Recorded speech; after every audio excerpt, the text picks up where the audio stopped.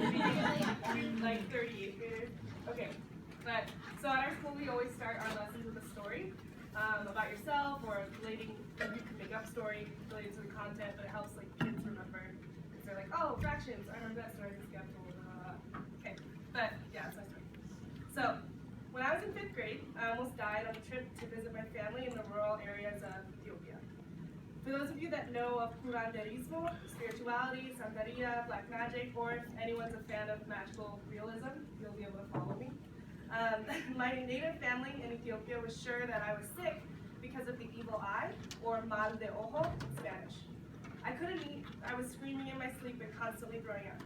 My Americanized family urged me to go to the traditional hospital, and we tried it, it didn't work out, the doctor was totally stunned, and they wanted to perform surgery, so we sought out other options. My native Ethiopian family took me to a healer in their farm community, and with herbs, incense, prayer, and meditation, I was healed. So the first week of school, as a middle school reading and writing teacher, I found myself both really close to my students and also incredibly distant. As a black woman with the shared immigrant experience in a classroom of nearly 100% Mexican students, my relationship there with them was really complex. Although I shared the experience of being first generation, being a non-English speaker, and low SES, I was confronted again with the harsh realities such as anti-blackness in the Latino community, cuss words being uttered in Spanish that I couldn't understand, and a plethora of other things. Last year was the hardest year of my life. I showed up to my school fresh out of institute and to teach with no curriculum, no books, no pacing guides, just a copy machine. And at times I literally felt like I was done. Once again. My students have become my lifeblood, the herbs and incense that refresh me. My advisors, some of you might have interviewed with them today, and families and fellow teachers in our colectivo have become my healers, my curanderos. That lift me up and give me the medicine and necessary direction of where to go. So my first piece of advice is to find what in your school and your students makes you happy, makes you glow, and the way that those herbs brought me to better health. Maybe it's the hilarious thing that one kid says to you every morning, or the glow in their eyes when they have that first aha moment. Find that and nourish it. Try to find that experience every single day. Find the people in your network that can heal you and advise you, bring you back to steady health. Find your healers and curanderos in your building, and stay close to those that you trust. You will need them when you find yourself weak. Be willing to go the non-traditional route in your teaching. Sometimes you need to suspend learning Common Core standards for just a second to address and make space for trauma and healing in your classroom. Not just the trauma in the traditional sense, I'm talking about like generational pain. Racism, sexism, ableism, border, you name it, it's been internalized and socialized within them and with all of us. So we need to harness our own identities, our privileges, and deeply understand them, while also deeply and humbly being the learners in regards to our students. Understand that they do not come at a deficit because of their identities, and that even you, with your array of privileges, are also not a deficit. Be courageous in the topics you teach, while also being sensitive not to invalidate the cultures and familial histories that might be rooted in things like machismo.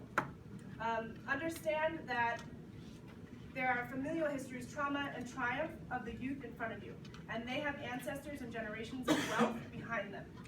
Talk about racism, sexism, feminism, without attacking certain traditions that might be rooted, again, like in machismo. Talk about patriarchy and colorism, but do it with their stories at the center, not your own agenda being the driver. Being a teacher is a powerful and dangerous thing. It comes with a lot of responsibility. As someone who personally has a lot of radical, perhaps anarchist rhetoric at the core of who I am, I have to be careful not to just be creating little robots. They must be able to think for themselves, to be autonomous, and as a teacher, you carry a lot of power, a lot of weight. And oftentimes that comes in the sense of what you say is law. What you say to them is truth in their eyes. So what do we do with that much responsibility?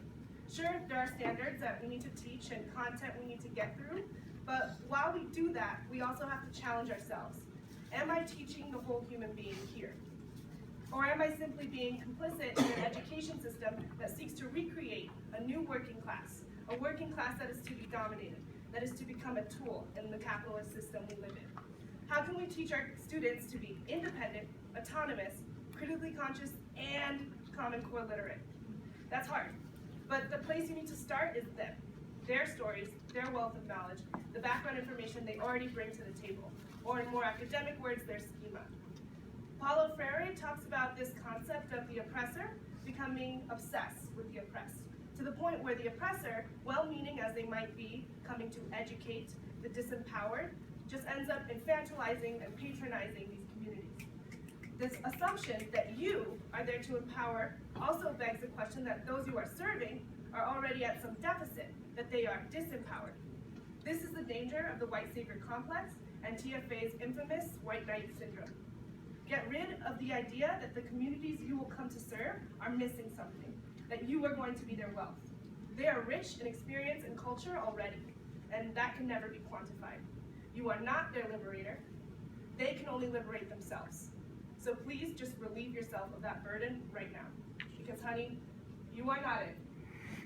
None of us are. Okay. Here's some things that you can do with all your power and privilege, because yes, you own power and privilege because you are educated, and even the fact that you are accepted into an elite organization, selective organization like TFA, you own power and privilege. So one, humble yourself. Be a learner in the community. Learn from elders. Learn and listen to parents, guardians, and family, veteran teachers. But most of all, learn from your students. Humbly listen to your students. Let their stories and experiences and passions be the drivers of the classroom. If you have any freedom in your curriculum planning, find out what your students' lived experiences are and have them write stories themselves the first week of school. Use the Garden Breakfast Program.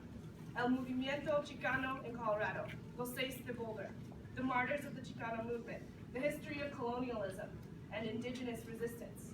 Form or guide your standards to teach around content that is central to their stories and their histories. Honor the stories of their parents. Did they cross the border? Were they political refugees or political prisoners like my father was? Find books and articles that reflect them so they may be inspired to then create their own work that's reflective and true to themselves. Inspire them to build another world.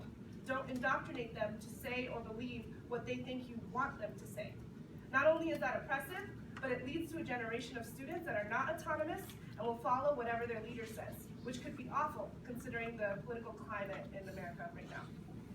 2, look inward. What experiences do you harbor that now also align with that of your students? If you share the nationality, race, or culture of your students, start there. But as human beings, you as a bright college grad or otherwise can find at least one commonality with your students. I trust you can. Like I said, I do not share the cultural or racial background of any of my students, but I figured it out by finding our shared identities first, then capitalizing on that while also taking the driver's seat and learning about the identities of theirs that I don't share. 3, acknowledge and embrace difference and embrace reality. In an effort to keep things feeling safe, educators might sometimes decide to tiptoe around issues like race, class, documentation, sexuality, and gender, without realizing that by tiptoeing around those issues, you also silence them. To be neutral or silent is to be on the side of the oppressor. So even if you personally don't feel comfortable discussing these issues yourself, make space to allow these conversations to take place in your classroom anyway through the students. They have plenty to say. 4, create a space that is safe, but also action-oriented. Paulo Freire again talks about this concept of the educator coming into a classroom of the oppressed and opening up their wounds to simply allow the students to just believe. However, when you create a classroom in which you just poke at their vulnerabilities and allow them to cry about their problems or life without any action or any reflection to follow, you are being oppressive. Action without reflection is just activism. Action with reflection is revolutionary. 5, put yourself out there. Laugh loud with parents. Go to birthday parties. Go to weddings.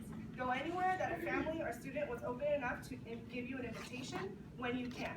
Involve yourself in activist groups, community groups that work in your neighborhood or directly with your students. I know this is hard, on top of your intense workday, but give what you can. The payoff is maximum if you're willing to really commit, rather than just cash in your 8 hours a day. Exiting my 2nd year and committed to my 3rd, I can tell you right now, I have never ever felt so much love in my life.